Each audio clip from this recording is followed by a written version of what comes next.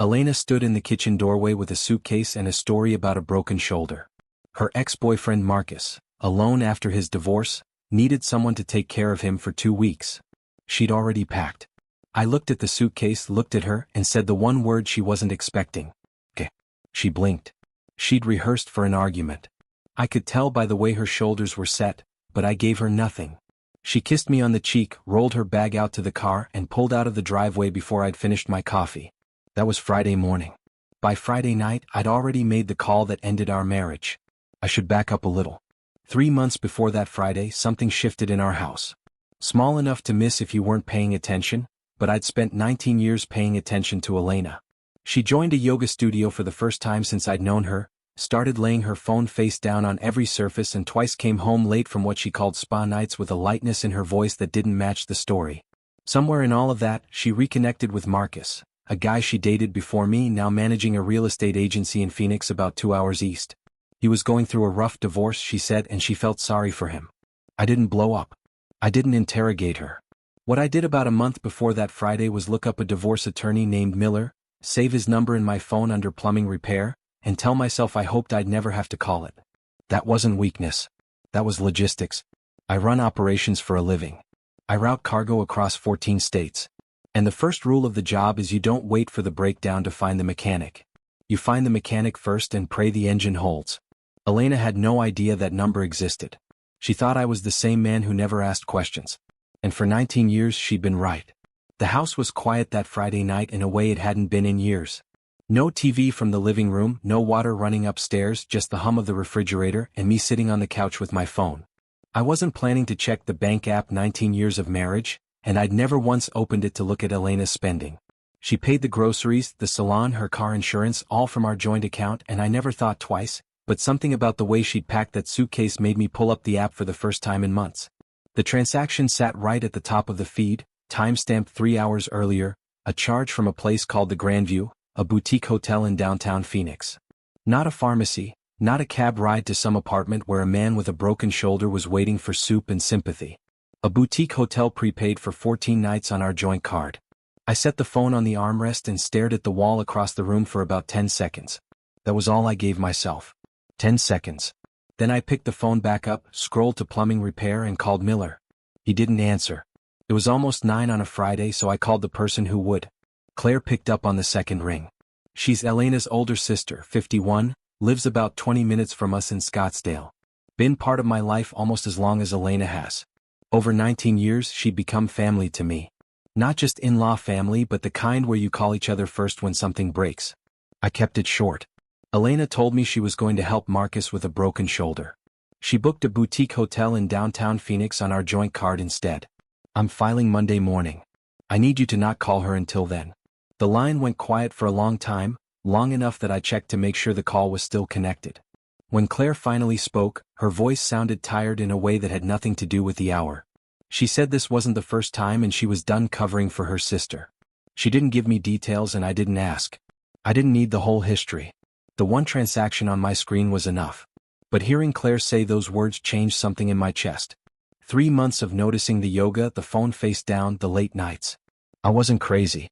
There was a pattern and it went back further than I knew. Claire promised to stay quiet until I gave the word. And I believed her because she sounded like someone who'd been carrying a secret that was too heavy to hold anymore. Saturday morning, I was sitting in Miller's office at 9:15 with a print out of the bank statement on his desk. He looked at it, looked at me, and said it was straightforward. Arizona is a no-fault state, so the hotel receipt wouldn't change the legal math, but it would change the negotiation. He could have the petition drafted and filed by Monday. I told him to do it. From Miller's office, I drove straight to the bank and moved my half of our savings into a personal account I'd opened online the night before. Miller had confirmed that was clean before the filing. Joint funds can be separated as long as you take only your share. The teller didn't blink. I signed, walked out, and sat in the parking lot for a minute watching a couple argue about a parking spot 2 rows over and thought about how strange it was that the biggest financial decision of my life took less time than their fight about a parking space. Sunday I called Leo at school. He's 22nd year at Arizona State. Smart kid who reads people the way I read cargo routes. I didn't sugarcoat it. Your mother left for Phoenix with another man. I'm filing tomorrow. He went quiet, then asked if he should come home. I told him to finish the semester and that I'd handle everything on this end. He said all right, and I could hear him choosing not to fall apart on the phone, and I loved him for it. Sunday evening, Elena called routine check-in, her voice bright, the kind of bright that takes effort. She asked about the house, about whether I'd eaten anything besides takeout. I asked how Marcus's shoulder was doing. She said better. He's getting around much easier now. Physical therapy starts next week. Every sentence was a lie wrapped in the voice of the woman I'd married. And each one landed in my ear like a coin dropping into a jar I was quietly filling. I said sure, told her I was about to watch the game, and hung up. That was the last time I spoke to Elena as her husband in any way that mattered. Monday morning, Miller filed the petition, sent me a confirmation by text, and told me the respondent would be served electronically since we had Elena's email on file. I thanked him, put the phone in my pocket, and drove to work. The terminal was running a double shift, and I had 2 trucks rerouted out of Tucson. Normal Monday chaos, and I was grateful for it because normal chaos is the kind you can fix. By Monday night, the paperwork was in the system. Elena was in a boutique hotel in Phoenix with a man she'd told me had a broken shoulder. And everything I'd built over 19 years was sitting in a filing cabinet downtown, waiting to be divided into 2 neat stacks. All because she paid with the wrong card. Or more accurately, the card she'd always used because she never imagined I'd look. Tuesday around noon, my phone rang, and it was Elena, but not the bright voice Elena from Sunday. This version was breathing fast, talking over herself, her words crashing into each other like she couldn't get them out quickly enough. She'd received the filing notification on her email while sitting in that hotel room, and she wanted to know if this was real. Was I serious? What was happening? I let her run out of air. And then I said 6 words. Come home. We'll talk here. And I hung up. She must have thrown her things into that suitcase the same way she'd packed it on Friday, because by 6 o'clock that evening, her car was in the driveway and she was walking through the front door with mascara smudged under one eye and the collar of her coat turned up wrong. I was at the kitchen table with a glass of water and the bank statement pulled up on my laptop. No ambush, no cameras, no dramatic setup, just a man at his own table with a fact on a screen. Elena dropped her bag by the door, sat across from me, and started talking before she'd even caught her breath. Marcus really did need help. She said the hotel was because his place was too small, just a studio. It would have been awkward. She was helping a friend. That was all. I turned the laptop around so the screen faced her and pointed at the charge. A boutique hotel in downtown Phoenix. 14 nights prepaid. Not a motel near his apartment. Not a fold-out couch at a friend's place. A hotel with a rooftop bar and valet parking booked with a card attached to a joint account she'd used for 19 years without once thinking I might check it. I told her that people who nurse a man with a bad shoulder don't book themselves into a place like the Grandview. Elena shifted. The story changed. She said it was a mistake. She got confused. Things got complicated and she didn't know how to explain it. I let her finish and then I said the thing I'd been carrying since Friday night. 19 years. That's how long I trusted you without a single question. A suitcase packed to the brim, a hotel in another city, and a story about a broken shoulder. That's not a mistake, Elena. A mistake is missing your exit on the highway. What you did was plan a route, book the room, and lie to my face on your way out the door. She went quiet. The kitchen clock ticked 3, 4, 5 times. Then her face crumpled and she said she was sorry she'd gotten in over her head. She wanted a chance to fix this. I told her the filing was already done and the money was already separated and that there was nothing left to fix because she'd broken the one thing I never thought she'd touch. Elena sat there for a while, tears running, hands flat on the table like she was trying to hold on to the surface of her own life. Then she said, the thing I've been waiting for since Tuesday. She needed to call Claire. Her sister would understand. Claire always understood. She talked to me, helped sort this out, find some middle ground. Elena was already reaching for her phone when I told her. I called Claire Friday night, the same night you left. She knows everything.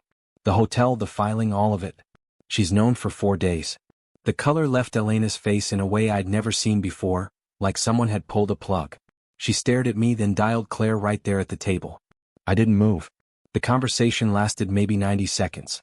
Elena said her sister's name twice, asked one question I couldn't quite hear, and then stopped talking entirely. When she hung up, she set the phone face down on the table, the same way she'd been setting it for months, except now there was nothing left to hide. Claire hadn't warned her for days, and her own sister had said nothing. Not because Claire was cruel, but because Claire was done.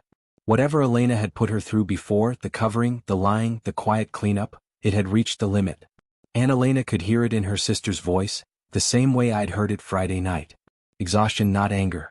The next morning, Elena packed a bag, a real one this time, not the 2-week vacation suitcase, and moved into a short-term rental across town. Before she left, she tried one more time. She stood in the hallway with her coat on and told me people make mistakes and that 19 years should count for something. I said they do count. That's exactly why one hotel receipt was enough. That afternoon, I found out what happened with Marcus. Elena called him from the rental. I know because Leo told me later, and Leo knew because Elena had called him crying after the conversation. Marcus picked up once. He told her he thought she'd already left her husband, that she'd told him the divorce was practically done. Elena had lied to him too. He said he didn't sign up for this, wished her the best, and hung up. Never answered again. The man she'd thrown away 19 years for didn't even fight for her, not because he was a coward, but because he'd been sold a version of her that didn't exist, and the real one showed up with too much baggage and zero credibility. By the end of that week, Marcus was just a name attached to a charge at a boutique hotel, and Elena was alone in a way she hadn't been since she was 25. Over the following days, the house emptied out in stages. I photographed every room for the asset list, boxed up her things neatly, and labeled them by category because that's how my brain works. Miller handled the paperwork and I let him. 3 weeks after the filing, Elena signed the settlement agreement without contesting a single line. The house went to me. I paid the mortgage for 19 years and Miller made that clear in the documents. She kept her car and her personal savings, which was fair enough. There was no courtroom scene, no screaming match over silverware. She signed because there was nothing left to fight with. Claire wasn't backing her up. Leo was barely speaking to her. Marcus had vanished back into his agency in Phoenix, and every person she might have turned to already knew the story. The fight had gone out of her somewhere between that phone call with Claire and the silence from Marcus. And by the time the papers arrived, she just wanted it over. Leo drove down from university 2 weeks after the filing and helped me move the last of Elena's boxes to a storage unit she'd rented. He carried them without saying much, loaded the truck, and when we were done he sat on the tailgate and asked me if I was all right. I told him I was getting there. He nodded, pulled out his phone, and called his mother. The conversation lasted about 4 minutes. He told her he loved her but that he needed time, and that was it. Clean, honest, no cruelty. The kid handled it better than most adults would. Claire called me that same week. She asked how I was doing, whether I'd eaten anything that wasn't microwaved, and whether the lawyer was wrapping things up. She said she'd keep checking in. I told her I appreciated it and meant every word. 4 weeks after that Friday morning, when Elena rolled her suitcase out the front door, I was standing on the balcony of a 1-bedroom apartment 6 blocks from the warehouse, flipping steaks on a grill I bought with cash from a hardware store that smelled like sawdust and oil. The place was small: kitchen, bathroom, a living room with a couch that doubled as Leo's bed when he visited, but the balcony faced west and caught the last hour of daylight, which is more than I needed. Leo was inside rinsing plates and arguing with his phone about a playlist. My own phone buzzed on the railing. A text from Miller. 3 sentences. Elena signed. House transfers finalized. Congratulations. I picked up the phone, walked inside, and showed the screen to Leo. He read it, set down the plate he was holding, and reached for 2 cans of beer from the fridge. He handed me one, cracked his, and raised it about 3 and off the counter. I touched my can to his. Neither of us said a word because there was nothing to say that the moment wasn't already saying. Back on the balcony, I turned the steaks and watched the sun push long shadows across the parking lot below. 19 years ago, I stood on a different balcony with a ring in my pocket and the absolute certainty that everything was going to be fine. I'm standing on this one now. No ring, smaller balcony, cheaper view. And the strange thing is I feel the same way. Not because everything worked out the way I planned it, but because I made the call, walked the line, and came out the other side with my name on a deed and my son eating dinner 10 feet away. That'll do. Saturday night steaks on the grill and the kind of quiet that doesn't come from being alone.